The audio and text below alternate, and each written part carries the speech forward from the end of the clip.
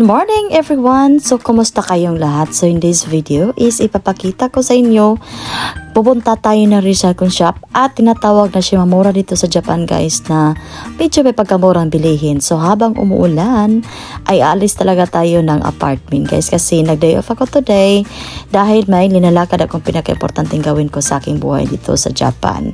So, while walking tayo sa street, nakita natin itong pinakamagandang dahon na nakikita ko dito sa kalsada. So, ganito pala dito sa Japan guys. Pag fall season is mag-change na mga kulay ang mga dahon ng mga punong kahoy. Kaya maganda mga tingnan guys. So, tingnan nyo dito ang park guys. Ito yung mapaliit na park na malapit sa aking bahay. At nakikita nyo yung ibang mga kahoy ay nagtatransform ng ibang kulay guys. So, ganito talaga dito. Maganda pag fall season.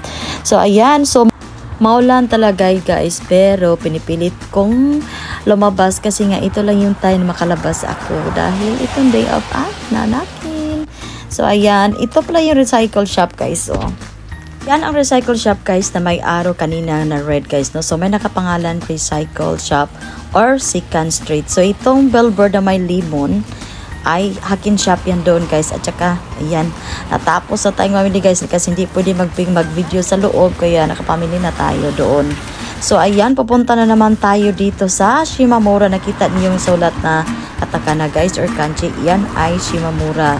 So itong small shop na to is may pagka cheap or mura ang mga bilihin dito pero mahal pa din kung i-convert natin yung equivalent na pera sa Pilipinas.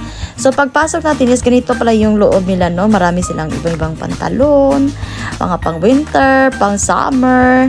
So, ayan. So, actually, tingnan natin sa labas is maliit. Pero pagpasok mo sa loob, guys, medyo may pagkalakihan din pala to. So, ayan, o yung mga presyo, guys, tingnan nyo. So, since fall season dito, malamig na. Pero yung tinda nila is mix pa din, may pang summer pa din guys. Pero alam nyo mga hapon guys, minsan lang yung sumusuot ng ganyan. So ito pala yung gusto kong kabilihin guys. O sa ilalim kasi mainit siya yung ganyan. Tapos may iba-ibang kulay. So ayan. So itong area dito is yung mga underwear or alam niyo na, yung pang babae, diba? Syempre. So ang ganda niyang brand guys kasi wala yung wala yung metal na string. So, soft lang siya. So, actually, marami sila mga tinda dito pang ladies. Ayan. Nakita nyo ba ibang mga kulay? Ayan. So, ayan. Alam nyo ba guys, pag marami ta ditong summer or patapos na yung winter, yung mga bilihin dito na pang winter, pang summer, magbagsakan ng mga presyo guys. Pero as of now,